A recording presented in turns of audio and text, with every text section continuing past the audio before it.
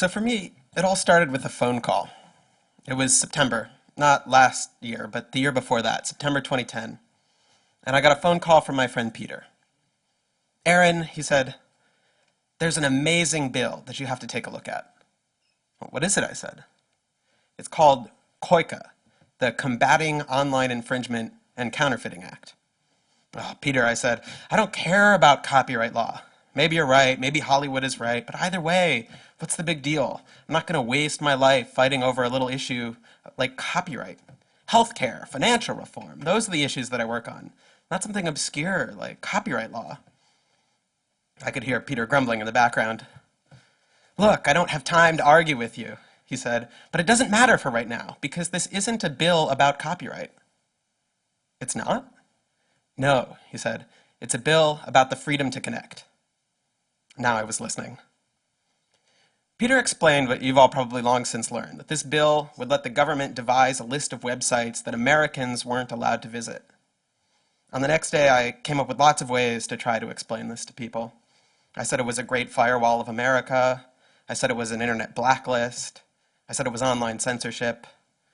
But I think it's worth taking a step back, putting aside all the rhetoric, and just thinking for a moment about how radical this bill really was. Sure, there are lots of times when the government makes rules about speech. If you slander a private figure, if you buy a television ad that lies to people, if you have a wild party that plays booming music all night, in all these cases, the government can come stop you. But this was something radically different. It wasn't that the government went to people and asked them to take down particular material that was illegal. It shut down whole websites. Essentially, it stopped Americans from communicating entirely with certain groups. There's nothing really like it in US law. If you play loud music all night, the government doesn't slap you with an order requiring you be mute for the next couple weeks. They don't say nobody can make any more noise inside your house. There's a specific complaint which they ask you to specifically remedy, and then your life goes on. The closest example I could find was a case where the government was at war with an adult bookstore. The place kept selling pornography, the government kept getting the porn declared illegal, and then frustrated, they decided to shut the whole bookstore down. But even that was eventually declared unconstitutional, a violation of the First Amendment. So, you might say, surely COICA would get declared unconstitutional as well. But I knew that the Supreme Court had a blind spot around the First Amendment, more than anything else, more than slander or libel, more than pornography, more even than child pornography. Their blind spot was copyright. When it came to copyright, it was like the part of the justices' brains shut off, and they just totally forgot about the First Amendment. You got the sense that deep down, they didn't even think the First Amendment applied when copyright was at issue. Which means that if you did want to censor the internet, if you wanted to come up with some way that the government could shut down access to particular websites, this bill might be the only way to do it. If it was about pornography, it probably would get overturned by the courts, just like the adult bookstore case. But if you claimed it was about copyright, it might just sneak through. And that was especially terrifying because, as you know, copyright is everywhere. If you want to shut down WikiLeaks, it's a bit of a stretch to claim that you're doing it because they have too much pornography. But it's not hard at all to claim that WikiLeaks is violating copyright. Because everything is copyrighted. The speech, the thing I'm giving right now, these words are copyrighted. And it's so easy to accidentally copy something. So easy, in fact, that the leading Republican supporter of COICA, Orrin Hatch, had illegally copied a bunch of code into his own Senate website. So if even Orrin Hatch's Senate website was found to be violating copyright law, what's the chance that they wouldn't find something they could pin on any of us? There's a battle going on right now, a battle to define everything that happens on the internet in terms of traditional things that the law understands. Is sharing a video on BitTorrent like shoplifting from a movie store? Or is it like loaning a videotape to a friend? Is reloading a web page over and over again like a peaceful virtual sit-in or a violent smashing of shop windows? Is the freedom to connect like freedom of speech or like the freedom to murder? This bill would be a huge, potentially permanent loss. If we lost the ability to communicate with each other over the internet, it would be a change to the Bill of Rights, the freedoms guaranteed in our Constitution, the freedoms our country had been built on, would be suddenly deleted. New technology, instead of bringing us greater freedom, would have snuffed out fundamental rights we'd always taken for granted. And I realized that day, talking to Peter, that I couldn't let that happen. But it was going to happen. The bill, COICA, was introduced on September 20th, 2010, a Monday. And in the press release heralding the introduction of this bill, way at the bottom, it was scheduled for a vote on September 23rd, just 3 days later. And while, of course, there had to be a vote, you can't pass a bill without a vote, the results of that vote were already a foregone conclusion. Because if you looked at the introduction of the law, it wasn't just introduced by one rogue, eccentric member of Congress. It was introduced by the chair of the Judiciary Committee and co-sponsored by nearly all the other members, Republicans and Democrats. So yes, there'd be a vote, but it wouldn't be much of a surprise, because nearly everyone who was voting had signed their name to the bill before it was even introduced. Now, I can't stress how unusual this is. This is emphatically not how Congress works. I'm not talking about how Congress should work, the way you see on Schoolhouse Rock. I mean, this is not the way Congress actually works. I mean, I think we all know Congress is a dead zone of deadlock and dysfunction. There are months of debates and horse trading and hearings and stall tactics. I mean, first you're supposed to announce that you're going to hold hearings on a problem, and then days of experts talking about the issue, and then you propose a possible solution, you bring the experts back for their thoughts on that, and then other members have different solutions, and they propose those, and you spend a bunch of time debating, and there's a bunch of trading to get members over to your cause, and finally you spend hours talking one-on-one with the different people in the debate, try and come back with some sort of compromise, which you hash out in endless backroom meetings. And then when that's all done, you take that, and you go through it line by line in public, to see if anyone has any objections or wants to make any changes, and then you have the vote. It's a painful, arduous process. You don't just introduce a bill on Monday and then pass it unanimously a couple days later. That just doesn't happen in Congress. But this time, it was going to happen. And it wasn't because there were no disagreements on the issue. There are always disagreements. Some senators thought the bill was much too weak and needed to be stronger. As it was introduced, the bill only allowed the government to shut down websites. And these senators, they wanted any company in the world to have the power to get a website shut down. Other senators thought it was a drop too strong. But somehow, and the kind of thing you never see in Washington, they'd all managed to put their personal differences aside to come together and support one bill they were persuaded they could all live with. A bill that would censor the internet. And when I saw this, I realized whoever was behind this was good. Now, the typical way you make good things happen in Washington is you find a bunch of wealthy companies who agree with you. Social Security didn't get passed because some brave politicians decided their good conscience couldn't possibly let old people die starving in the streets. I mean, are you kidding me? Social Security got passed because John D. Rockefeller was sick of having to take money out of his profits to pay for his workers' pension funds. Why do that when you can just let the government take money from the workers? Now, my point is not that Social Security is a bad thing. I think it's fantastic. It's just that the way you get the government to do fantastic things is you find a big company willing to back them. The problem is, of course, that big companies aren't really huge fans of civil liberties. It's not that they're against them, it's just there's not much money in it. Now, if you've been reading the press, you probably didn't hear this part of the story. As Hollywood has been telling it, the great good copyright bill they were pushing was stopped by the evil internet companies who make millions of dollars off of copyright infringement. But it really wasn't true. I mean, I was in there in the meetings with the internet companies, actually probably all here today, and if all their profits depended on copyright infringement, they would have put a lot more money into changing copyright law. The fact is, the big internet companies, they would do just fine if this bill passed. I mean, they wouldn't be thrilled about it, but I doubt they would even have a noticeable dip in their stock price. So they were against it, but they were against it like the rest of us on grounds primarily of principle. And principle doesn't have a lot of money in the budget to spend on lobbyists. So they were practical about it. Look, they said, this bill is going to pass. In fact, it's probably going to pass unanimously. As much as we try, this is not a train we're going to be able to stop. So we're not going to support it. We couldn't support it, but in opposition, let's just try and make it better.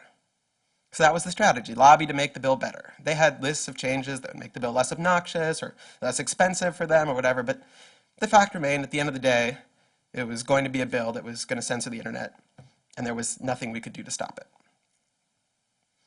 So I did what you always do when you're a little guy facing a terrible future with long odds and little hope of success. I started an online petition. I called all my friends and we stayed up all night setting up a website for this new group, Demand Progress, with an online petition opposing this noxious bill, and I sent it to a few friends. Now, I've done a few online petitions before. I've worked at some of the biggest groups in the world that do online petitions. I've written a ton of them and read even more. But I've never seen anything like this. Starting from literally nothing, we went to 10,000 signers, then 100,000 signers, and then 200,000 signers and 300,000 signers in just a couple of weeks. And it wasn't just signing a name. We asked these people to call Congress, to call urgently. There was a vote coming up this week in just a couple days, and we had to stop it. And at the same time, we told the press about it, and about this incredible online petition that was taking off. And we met with the staff of members of Congress and pleaded with them to withdraw their support for the bill. I mean, it was amazing. It was huge. The power of the internet rose up in force against this bill, and then it passed unanimously. Now, to be fair, several of the members gave nice speeches before casting their vote. And in their speeches, they said their office had been overwhelmed with comments about the First Amendment concerns behind this bill, comments that had them very worried. So worried, in fact, they weren't sure that they still supported the bill. But even though they didn't support it, they were going to vote for it anyway, they said, because they needed to keep the process moving, and they were sure any problems that were had with it could be fixed later. So I'm going to ask you, does this sound like Washington, D.C. to you? Since when do members of Congress vote for things that they oppose just to keep the process moving? I mean, whoever was behind this was good. And then, suddenly, the process stopped. Senator Ron Wyden, the Democrat from Oregon, put a hold on the bill, giving a speech in which he called it a nuclear bunker buster bomb aimed at the internet. He announced he would not allow it to pass without changes. And as you may know, a single senator can't actually stop a bill by themselves, but they can delay it. By objecting to a bill, they can demand Congress spend a bunch of time debating it before getting it passed, and Senator Wyden did. He bought us time. A lot of time, as it turned out. His delay held all the way through the end of that session of Congress, so that when the bill came back, it had to start all over again. And since they were starting all over again, they figured, why not give it a new name? And that's when it began being called PIPA, and eventually SOPA. So there was probably a year or two of delay there. And in retrospect, we used that time to lay the groundwork for what came later. But that's not what it felt like at the time. At the time, it felt like we were going around telling people that these bills were awful, and in return, they told us that they thought we were crazy. I mean, we were kids wandering around waving our arms about how the government was going to censor the internet. It does sound a little crazy. Yeah, you can ask Larry tomorrow. I was constantly telling him what was going on, trying to get him involved, and I'm pretty sure he just thought I was exaggerating. Even I began to doubt myself. It was a rough period. But when the bill came back and started moving again, suddenly all the work we had done started coming together. All the folks we talked to about it suddenly began getting really involved and getting others involved. Everything started snowballing. It happened so fast. I remember there was one week where I was having dinner with a friend in the technology industry, and he asked what I worked on, and I told him about this bill, and he said, "Wow, you need to tell people about that." And I just groaned. And then, just a few weeks later, I remember I was chatting with this cute girl on the subway, and she wasn't in technology at all, but when she heard that I was, she turned to me very seriously and said, "You know, we have to stop soap."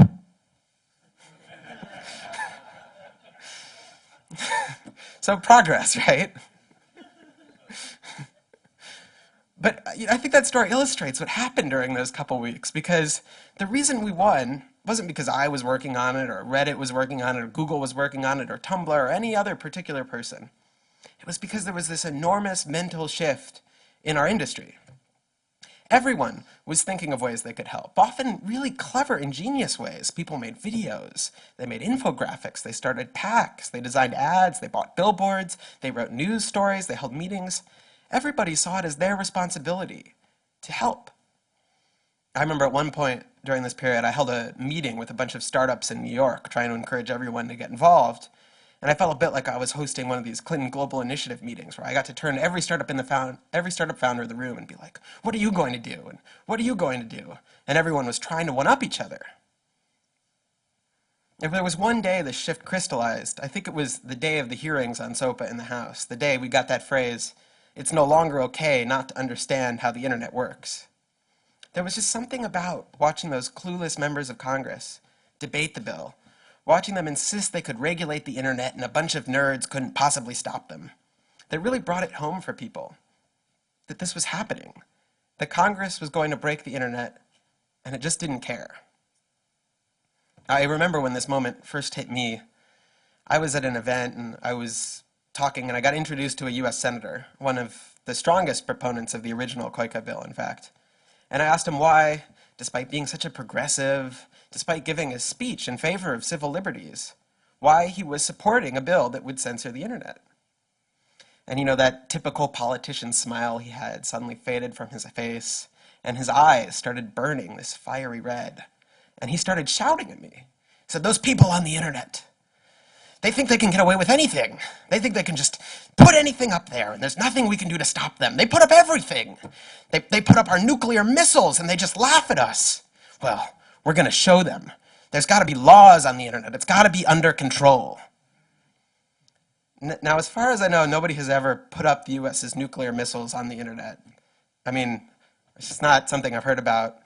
But that's sort of the point. He wasn't having a rational concern, right? It was this irrational fear that things were out of control. Here was this man, a United States senator, and those people on the internet, they were just mocking him. They had to be brought under control. Things had to be under control. And I think that was the attitude of Congress. And just as seeing that fire in that senator's eyes scared me, I think those hearings scared a lot of people. They saw this wasn't the attitude of a thoughtful government trying to resolve trade-offs in order to best represent its citizens. This was more like the attitude of a tyrant. And so the citizens fought back. The wheels came off the bus pretty quickly after that hearing. First, the Republican senators pulled out, and then the White House issued a statement opposing the bill. And then the Democrats, left all alone out there, announced they were putting the bill on hold so they could have a few further discussions before the official vote. And that was when, as hard as it was for me to believe, after all this, we had won. The thing that everyone said was impossible, that some of the biggest companies in the world had written off as kind of a pipe dream, had happened. We did it. We won. And then we started rubbing it in. You all know what happened next. Wikipedia went black, Reddit went black, Craigslist went black, the phone lines on Capitol Hill flat out melted. Members of Congress started rushing to issue statements retracting their support for the bill that they were promoting just a couple days ago. It was just ridiculous. I mean, there's a chart from the time that captures it pretty well.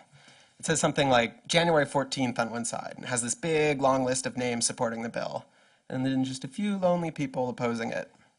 And then on the other side, it says January 15th. And now it's totally reversed. Everyone is opposing it. Just a few lonely names still hanging on in support. I mean, this really was unprecedented. Don't take my word for it, but ask former Senator Chris Dodd, now the chief lobbyist for Hollywood. He admitted, after he lost, that he had masterminded the whole evil plan. And he told the New York Times he'd never seen anything like it during his many years in Congress. And everyone I've spoken to agrees.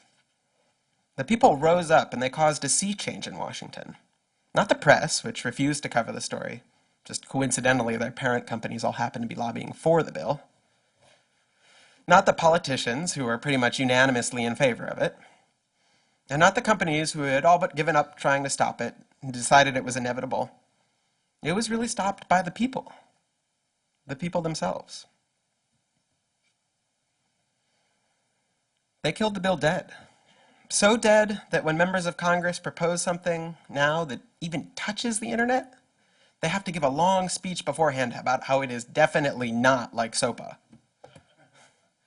So dead that when you ask congressional staffers about it, they groan and shake their heads like it's all a bad dream they're trying really hard to forget.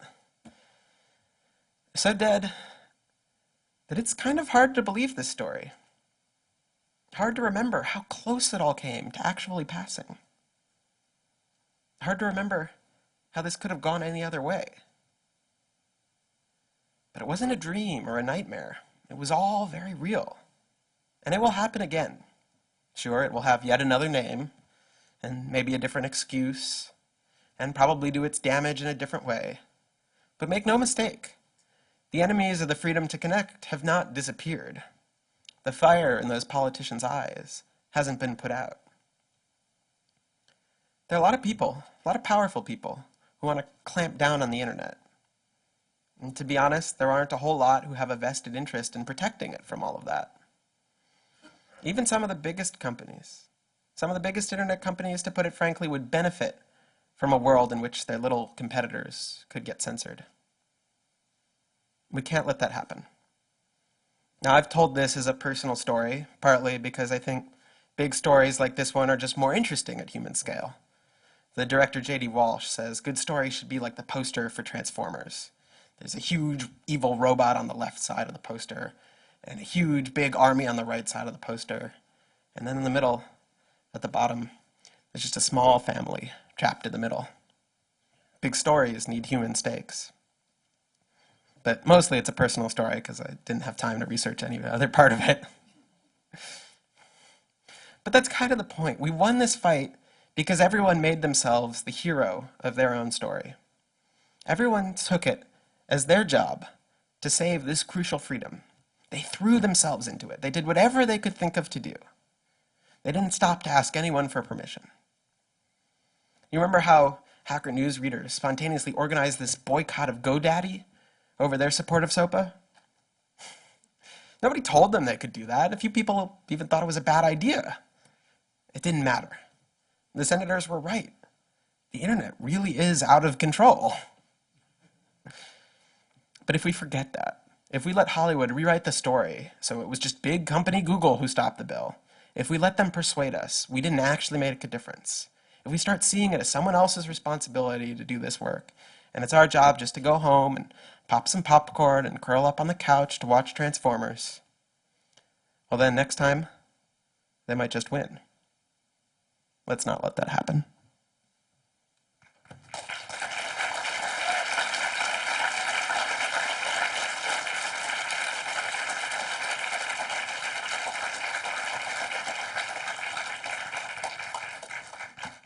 Thank you. In the interest of getting our drinks and our appetizers, I'm going to